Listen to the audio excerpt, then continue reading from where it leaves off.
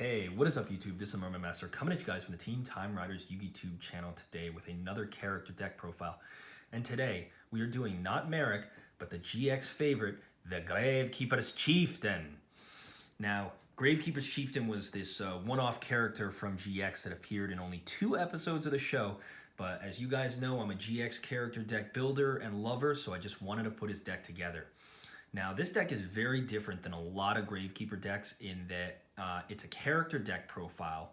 So it's taking, sort of a lot of inspiration of what he used at the time. And there is some like newer stuff in there, but the idea is that your ace monster in this deck is Gravekeeper's Chief.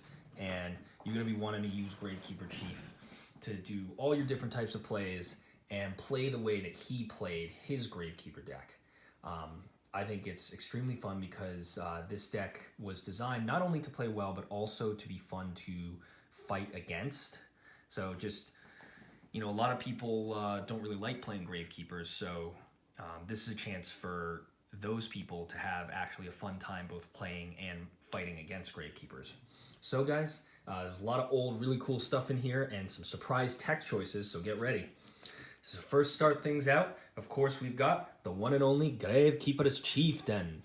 Now, I'm running him in here at 2 instead of 1 simply because he's not as searchable as some of the other boss monsters in the different decks that I run. But you always want to have Gravekeeper's Chief because he's actually got a really cool effect. When he's tribute summoned, he immediately gets you back the monster that you tributed for him. So, like, if you have a Gravekeeper monster on the field, you can tribute Chief, and then Chief will instantly allow you to special summon any Gravekeeper monster that you want from your graveyard. And that's just really good for basically allowing him to tribute summon when he's not when you'd rather not tribute like one of your face-up Gravekeepers, so you can just get him onto the field easier than not. And he's, of course, the ace monster of the deck, and you're always going to want to summon him. So great in here at 2. Next cards we've got, of course, pretty self-explanatory, but just 2 copies of Gravekeeper's Commandant. I have him at 2, possibly might bump him up to 3 if I can find a 3rd ulti-rare first ed in good condition. But I think in here at 2, he's perfect. There's so many ways to search Necro Valley in this deck. With the number of monster effects, you split it across all these different ways, and you're always going to have like 1 or multiple Necro Valleys around. So I think Commandant is good in here at 2. The next card we have is Gravekeeper's Assailant. Now, Gravekeeper's Assailant is a card that not a lot of people run anymore, primarily because it just doesn't give you as many pluses. Like, everyone's trying to run the fusion monsters or other different types of cards. But Assailant, when Necro Valley's on the field, will switch the battle position of a monster your opponent controls. And this is a card the Chief canonically ran. It was Yasmin, his servant woman, was actually the Gravekeeper's Assailant. So in this picture, you can see that it's a male, but canonically in GX is supposed to be a female. But Gravekeeper's Assailant's a really cool card. Love to have it in here too for its surprise factor. Now, of course, we've got the Gravekeeper's Curse. This is probably my favorite Gravekeeper. I don't even know why, but it's dumb, it's stupid, but yet you can do some really crazy stuff with it. It has an effect that when it's summoned, it automatically burns for 500. So one of my favorite plays is just taking this card, burning for 500, and then activating the Necro Valley Throne to tribute summon Chief, and then Chief special summons us back and you burn for another 500. And it's like, ha ha ha, I burned you for 1,000 points before my first turn. A very old GX play where life points mattered, but I love Gravekeeper's Curse, and love to have it in here at more than 1. Very, very cool card. Now, moving on to some of the one-ofs. We got some surprise cards in here. First and foremost, guys, we have the Gravekeeper Speed Soldier. He ran a lot of these guys in his deck, and Spear Soldier is kind of like a piercing monster, but he gains 500 under the Necro Valley, so he can do some pretty big damage. But of course, you guys can probably see why he's not running a lot of decks. Next is Gravekeeper's Guard. This was one of the very first bounce effects, so similar kind of to Snowman Eater with Destruction. This was very good non-destruction removal back in the day, so really cool card to have. And then finally, we have Gravekeeper's Cannon Holder. This was not a card he canonically ran, but I really do enjoy this card because you can, if you can assemble a whole bunch of Gravekeepers on your side of the field, basically this allows you to burn all of them non-once per turn for 700 points of damage apiece, kind of like Cannon Soldier does. And so it's really quite interesting when you can attack with a whole bunch of Gravekeepers and then use Cannon Holder during main phase 2 to just tribute a whole bunch of them and burn. And finally, of course, you have to come face to face with Gravekeeper's Watcher. All right, I'm gonna stop the voice after this, but Gravekeeper's Watcher actually was run in side decks for danger cards. I think around a year ago or something like that, but it's one of the weirdest cards. I think it was one of the game's first hand traps, where it's like if your opponent would discard by a card effect, you can discard this card to negate that effect and destroy it. And it's just, to this day, there's like so few uses for this card, but Chief actually used it in an illegal play to shut down Jaden's Transcendent Wings so that he couldn't summon his Wing Karibo level 10. But actually, Transcendent Wings discards as cost and not as effect, so Watcher technically would not be able to negate it. Watcher's updated text reads that it can only negate things at resolution. Like, it can only negate the discard at resolution, which just severely hampers his usage. But he's in here basically for flavor, and one of the very first Gravekeepers I ever pulled. He's, I think, one of the coolest looking Gravekeepers as well, personally. Next, we have 2 copies of Gravekeeper's Recruiter. Fetching any Gravekeeper you want from anywhere. This includes, of course, the Chief. The reason he's in here, even though he's a newer Gravekeeper, is simply for that effect. You're not taking anything away. You're just trying to get to all your old Gravekeepers, and Chief does a really good, Recruiter does a really good job of grabbing those guys. Now, moving on, Gravekeeper's Headman.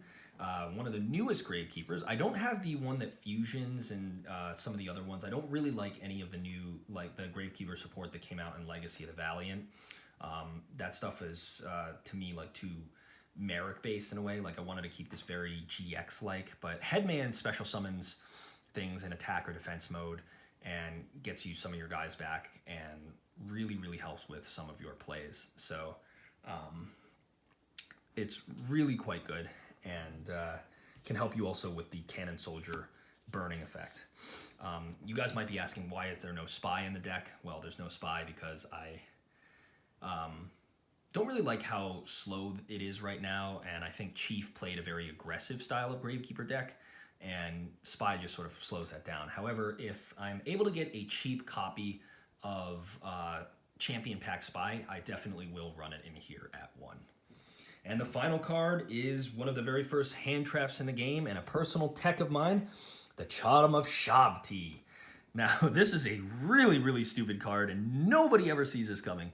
But this is why I love it so much, is because it's just one of those cheesy cards that just surprises people. Basically, you discard it from your hand at any point during either player's turn, and Gravekeepers cannot be destroyed by battle. So it's like, it's stupid, it's dumb, but like if you have this in your hand and you have a way to get to Chief next turn, you can protect a Gravekeeper from battle destruction.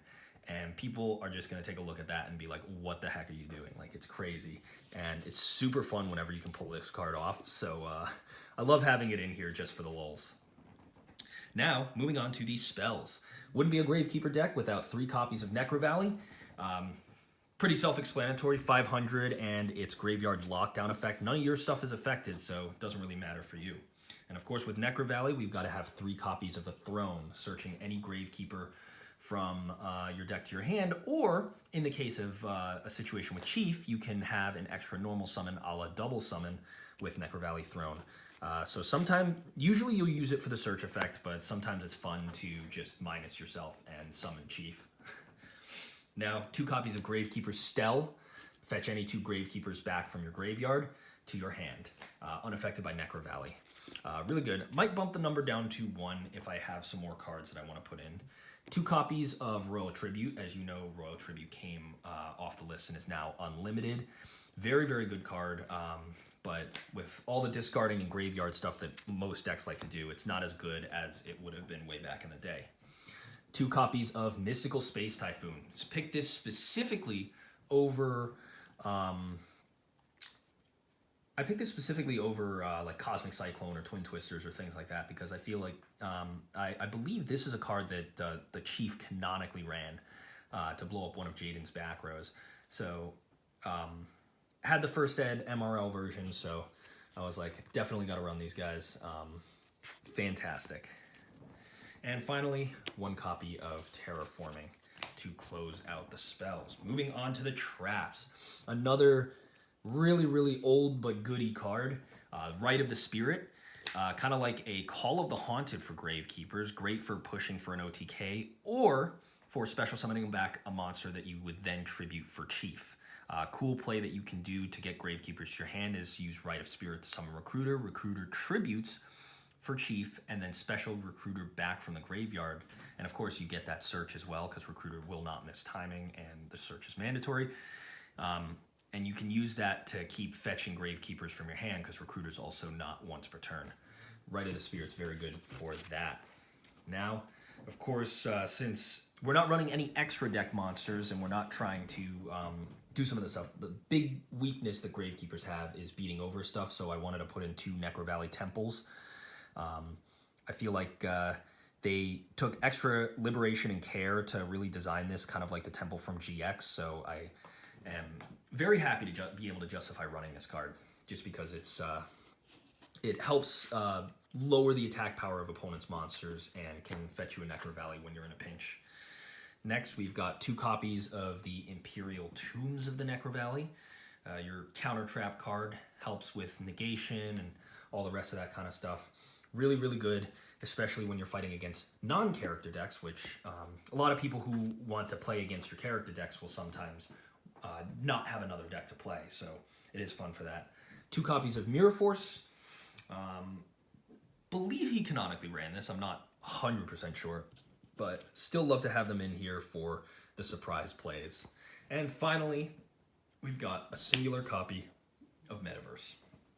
Another way to fetch your Necro Valley. And that's going to about do it for the deck profile.